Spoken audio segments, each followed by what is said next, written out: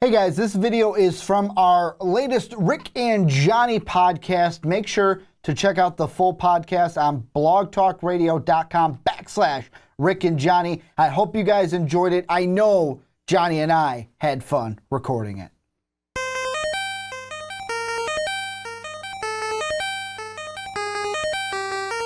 This podcast is brought to you by Most Valuable Podcasts, saving your day from boredom with the best podcasting entertainment.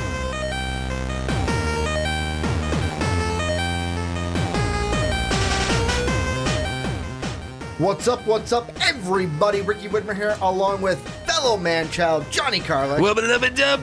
And we are back like we are every single week here for the Rick and Johnny podcast here on Most Valuable Podcast. If you're on YouTube, hello. It is great to see your faces today. If you're on Blog Talk Radio, iTunes, or Stitcher, thank you for giving us the download. Thank you for giving us the listen today. They still may all be beautiful. And Johnny, we got a DC sandwich today. Yes, we do. We like making sandwiches, or sandwiches. I mean, look at us. We like sandwiches. I love sandwiches, especially with some mayo. My fast break fans know what I'm talking about there. That mayo has got to be on that sandwich if I'm eating it. But we have a DC sandwich today. We're going to be talking about The Flash to start. We're going to be looking at Wonder Woman at the end of the show. And right in the middle, the biggest news of the week, it's Tom Hardy being Venom in the Venom movie, which surprisingly, they have set for next October. Yeah. October 2018. So we'll see how quick that turnaround can be. We'll get to that. A little over a year. But the thing I wanted to start the show off with is The Flash. Yes. And the reason being two things. Didn't want to talk DC to DC back to back. And second off, this to me is really huge. It could be really, it's not news, but it's one of those things where you look at it and you go, whichever one of these guys they pick to be the director of The Flash could change the movie, could really change the DC extended universe. It could, very much so. Really, how does The Flash fit in? And what we have is we have three guys. We have Sam Raimi, who, of course, everyone knows him for the Tobey Maguire Spider-Man trilogy. That's what I remember. That's the one I know him best. The first one was good. By the third one, I was a little bit bored with it. Then we've got Matthew Vaughn, who to me should be the front runner. Kingsman, Secret Service. He directed Gold Circle. It's coming out.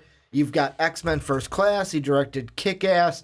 This guy looks like he's done it before. He's done the comic book stuff. He's done a great job with Kingsman. He's on the list as well. And then to me, this is really the wild card in the entire thing.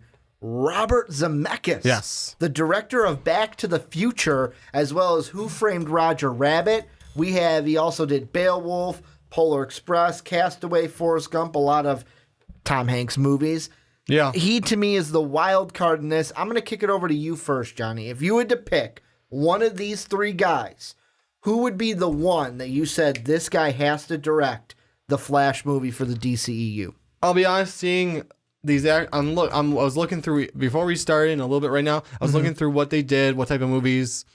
I'll be honest, I'm actually going to give you a 1 through 3 who should be the most and who's the least.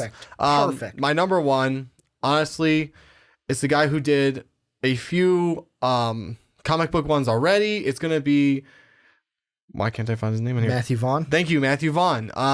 He's done a few comic book ones already. His type seems like kind of more of a Flash type archetype for the movies. Second would be Robert Zemeckis. He's got some of those that we talked about, Back to the Future, Polar Express, where it's a little bit more lighthearted type of movie. It's very adventurous when it comes to Back to the Future, and a little bit of zaniness to it. And then you got Sam Raimi, which the obvious last in the room here. Between me and you, the obvious last between the both of us. Three. I mean, a lot of movies I've seen parts of, I've seen all the way through. They're not really throwing out Flash to me. It's like some of the Young Hercules kind of goes with it, but when he's got a lot of Darkman 2, a lot of horror movie type ones.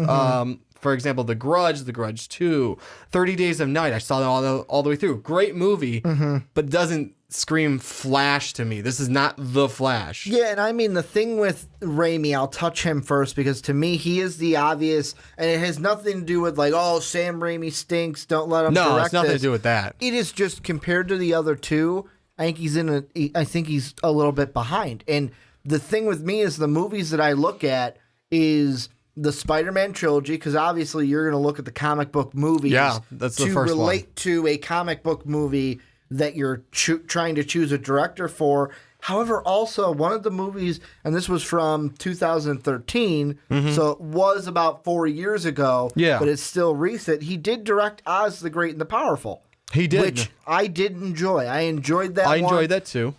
That one had a lot of different... That one was one where... Because I remember the thing that threw me through a loop at first was it was in black and white for the good part of that movie. Yeah. Until they went to... and like something like that is like, okay, I can see those aspects treating a Flash movie in good ways, positively, I should say. Yeah. Because like when I watched Oz the Great and the Powerful, you kind of get set in this black and white kind of a mood. And then when he gets to Oz, boom, everything's all colorful. Technicolor, yeah, I remember. And it just smacks you in the face. Not like a bad way, but it's like, whoa, those are vibrant colors. Yeah. Because I've been looking at black and white for about 30 minutes almost. Exactly. Not even, maybe 20 minutes. 20 to 30. Yeah, for no, that, for gotcha that on beginning of that movie, I just think he's well behind. Because to me, the clear favorite in my mind is Matthew Vaughn. Yes. And the reason why I think that is loved Kick-Ass. Yeah. Loved X-Men First Class. Like, those are comic book movies where Kick-Ass was kind of the outside comic book movie. Yeah. It's not a mainstreamer. You don't really know it unless You've read it. Yeah. Or you've heard about it. But I Exactly. mean, X-Men First Class, I love that movie. It's a great movie as well. The Kingsman's movies. Yes. We're going to see the Number second 2, one. yeah. We're going to see it. Mark and myself for a graphic conversation are going to read the Secret Service to kind of catch up in correlation with this season of our graphic conversation with the movie coming out. But it's just one of those things where I look at it and goes, he's done comic book movies, and I love the comic book movies, and I loved what he's done with those movies, to where maybe it's me, maybe it's what I look at as a safe choice. Yeah. It's the safe choice, and that's why I threw out the wild card. And this is the guy who I think could get the job from Matthew Vaughn, and that's Zemeckis. Because you look at him, and his directing style is out of the Spielberg family. Exactly. So he comes from that kind of tree of directors. But the thing that intrigues me the most is two things. First off, when you look at his IMDb page, it says a whiz kid with special effects. Robert is from the Spielberg camp of filmmaking. Just that first line, though. With a whiz kid with special effects, what do you think this movie's going to be? Oh, it's got to. A ton of special effects. And the thing that I look at with Zemeckis that might get him an inside track to getting this job, what does Back to the Future and The Flash have in common? The effects that we saw in Back to the Future, although very dated from now, the effects we have now to back then, but when you see the DeLorean kind of zoom off, what's left behind it? Fire. A little fire, a little electric. Yeah. What happens when the Flash That's the enters Flash. the Time Force? That is the exact Flash. same thing. So that's why, to me, Vaughn might be my safe choice. That's why I'm saying he's number one. Yeah. But I would not be surprised if Zemeckis got the job to direct the Flash. That's why he's my number 2. A lot of, like I was saying earlier, the Back to the Future ones, all 3 of them, kind of have that vibe. I mean, like you just pointed out exactly. Yeah, though those effects are dated, the electricity, the fire left behind, the disappearing out of nowhere of the DeLorean kind of resembles the Flash if you think about it in a looser term. Even time travel. There you go. Not that saying that should be part of the movie. It's with the Speed Force. Exactly. But I mean, the Time Force. Basically the same thing. He just doesn't have a flux capacitor, so let's he not get doesn't into have that. No, but I mean, his movie, it's just, to me, from what I'm looking at as IMDb, it kind of has a range to it of some sorts. I mean, to me, it just, he can pull that one off as well. And being a whiz kid of special effects, as they describe, is a helpful part of getting into that, because you're going to need those to do a Flash movie. Well, and the Flash is going to be, like I've said, out of all the DC characters, his is probably going to be the most important, that the special effects are good and the special effects hit, and you have somebody that can work with those special effects and translate it from the mind to the actor, to the film, to the audience. Exactly. You got to get those down right because this is one of your characters that you really need those special effects correct with, because there is a science behind how the Flash runs. There's all that kind of stuff that goes with it. You got to get those things right to make it believable that's happening. That will make the better movie. Well, and that's another thing with Back to the Future. I'm not sure if like the science was 100% correctly, because let's be honest, it's time travel. Exactly. And, like nobody has obviously perfected time I will travel mess at with all. time. I will mess with time. I will mess with time. But really, that movie though, I didn't see too many like that was like it kind of had its roots in the science, but also with Back to the Future, and I think both Matt Vaughn and Zemeckis can bring to it is. Zemeckis is on the side of I've done Back to the Future to me is the bread and butter to relate to this. Yeah, I've I done agree. the movie with the similar special effects here, but also it had this comedy aspect to it. Exactly. With Doc, with Marty, and that's something that you can also translate over to the Flash, because the Flash, as we've already seen in some of the Justice League trailers, is going to be a funny character, and that's who the Flash is. He's the comedian of the group. He's the comedian. He's the jokester. He's the class clown of this group, cracking all the like. Even in the animated shorts, he's the one cracking all the jokes to Batman, to Superman, to Wonder Woman. He's the one cracking those jokes as he's running 1,000,000 miles per hour. And then I look at Vaughn. He could also bring that too, but he comes from a different side. I've done the comic book movies. I've done a serious one in X-Men First Class. I've done a straight up comedy one, I'd say, in Kick-Ass. Yeah. But both of them, even X-Men First Class, had moments that you laughed in. Exactly. Like, no one's going to forget the scene where it's like they come up to Logan and he goes, fuck off. Exactly. Like, yeah, that on. scene. Come on. Like, there were subtle comedy, so it's really... Which is good for any movie. Side, what comedic side do you want to go with? Someone who's been in that comic book realm and knows what he's doing, or someone that's going to hit on that special effects and bring you the comedy with it? Yeah, you know what? If it weren't for just me wanting to go with the safe choice, I'm going to have to say Zemeckis is a close... I should have said this earlier, but I'm going to say... It's kind of like 1A, 1B. Yeah, exactly. He is a close second, just for the fact that he can pull this stuff off, but I feel safer with... Vaughn.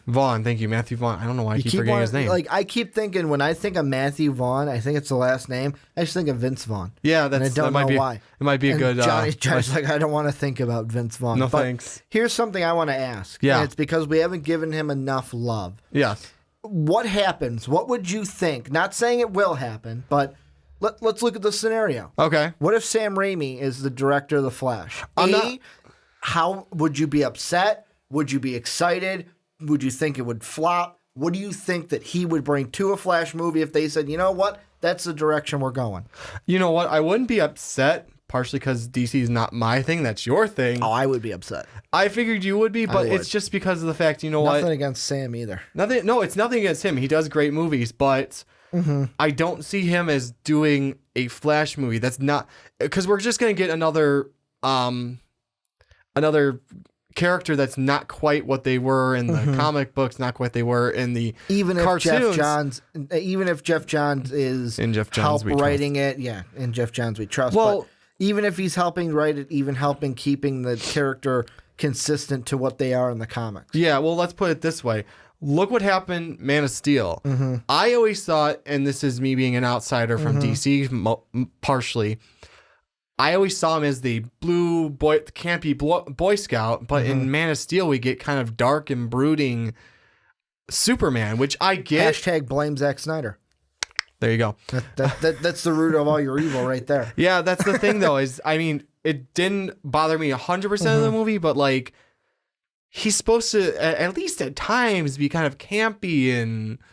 Cheesy. A little cheesy. Corny. I mean, you didn't have to be cheesy corny. You could be, he's more upbeat than Batman's supposed to be. He's supposed to be more upbeat. And I got it. Like, I liked it when he did it with the acting normal, like in the back scenes of not being Superman, is like questioning if he's Superman, a little brooding in that part. Fine, because that makes him more human. But when he's Superman, let's see a little bit more campiness. Let's see a little bit more lightheartedness.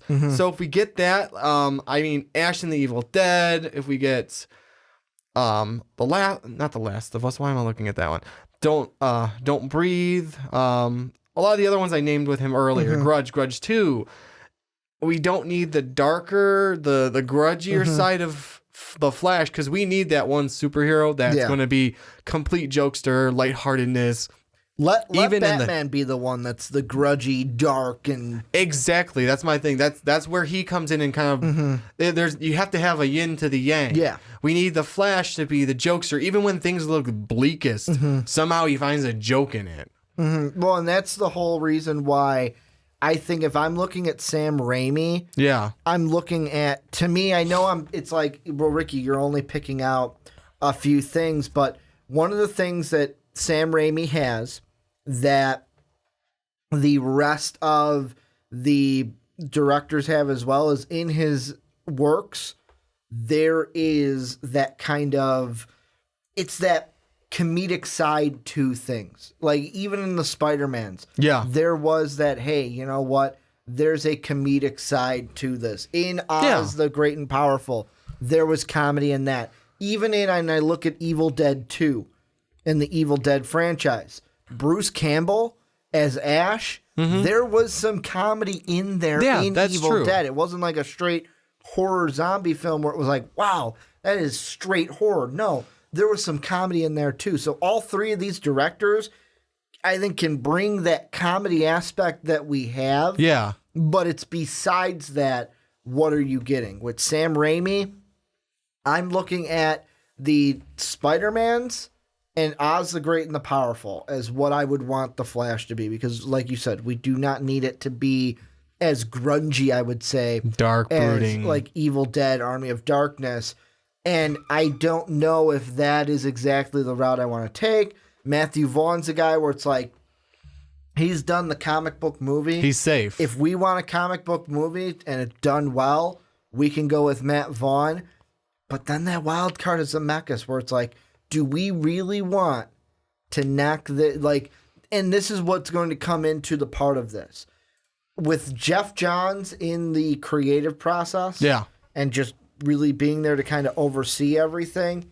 I think if they come out with the final script, when the script is all said and done, and they come out with it and say, you know what?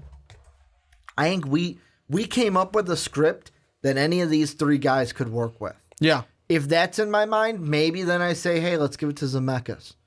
Because if it's a script that any of the guys could bring that comedy to and knock it out of the park, let's go hard into these special effects. Let's make The Flash the special effects movie of our DCEU and make sure that is done 110%.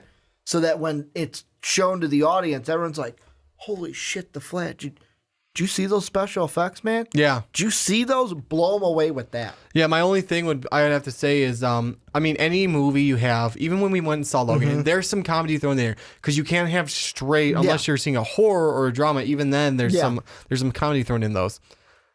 You can't have straight whatever it is. You need to have some comedy thrown there. What we need from The Flash, though, is some extra comedy than you would normally have. Like we've already seen, I mentioned it earlier, but now I'll mention it specifically, like with the interactions with him and Bruce Wayne. Yes, exactly. Where he's like, hi, my name is Bruce. And he goes, you say that like I should know who's sitting in my second favorite chair. Yes, exactly like that. And like even the part where you got Batman throwing it right back at him. So what's your superpower again? I'm rich. And then like even that was like, oh my God. Like I am excited for The Flash. Yes. I'm more excited to see who they pick to become the director.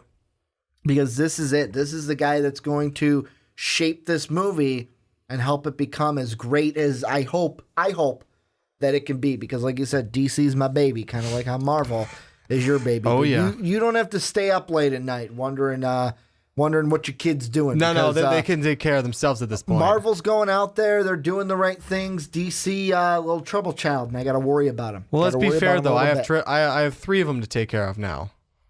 Yeah, because you've got the TV. Sony, Marvel, and the MC. Well, we got MCU, we got Sony, and we got Fox. Yeah, so you got three of them. I only got one that I got to worry about, and that one has got me worried. You got a little trouble child right now. But This is where you guys come in. Let us know down below. What do you guys think? Would you pick Raimi? Would you pick Vaughn? Would you pick Zemeckis? What do you think about these three directors for the Flash movie coming to the DCEU? Thank you everyone for watching the Rick and Johnny podcast. Click right here to watch another squanchy video, and let's get rickety wrecked!